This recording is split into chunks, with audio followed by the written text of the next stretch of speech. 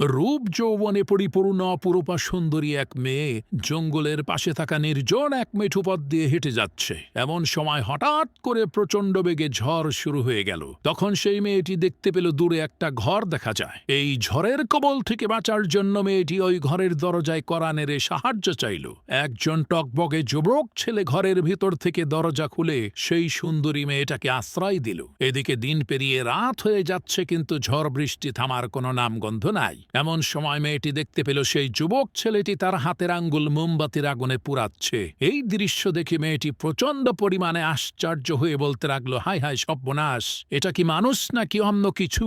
পরের দিন সেই মেয়েটি বাড়িতে যেয়ে তার বাবার কাছে সব ঘটনা খুলে বলল, কাল রাতে তার সাথে কি কি হয়েছিল। তখন সেই মেয়েটির পিতা সেই ছেলেটিকে এসে জিজ্ঞেস করল, বাবা, গতকাল রাতে মোমবাতির আগুনে তোমার হাতের আঙ্গুল পুড়িয়েছ কেন? তখন সেই ছেলেটি বলতে লাগলো, চাচা, প্রচণ্ড ঝড়ের রাতে আমার এই নির্জন ঘরের মধ্যে আপনার সুন্দরী মেয়েটাকে দেখে আমার মনের মধ্যে কুপ্রবৃত্তি চলে আসলো। তখন আমি আমার হাতকে মোমবাতির আগুনে পুড়িয়ে মনকে বোঝালাম, ওরে মন, এই দুনিয়ার সাধারণ আগুনই তো তুমি সহ্য করতে পারো না, তাহলে জাহান্নামের ওই কঠিন আগুন তুমি কিভাবে সহ্য করবা? ছেলেটির এই সততা দেখে লোকটি বলল, বাবা, একটা রাত তুমি ধৈর্য ধারণ করেছ, তার বিনিময়ে আল্লাহ রাব্বুল আলামিন সারা জীবনের জন্য আমার এই সুন্দরী মেয়েটাকে তোমার করে দিল। আজই আমি আমার এই সুন্দরী মেয়েটাকে তোমার সাথে বিয়ে দেব, কারণ তোমার মতো সৎ ব্যক্তি খুঁজে পাওয়া এই দুনিয়াতে দুষ্কর।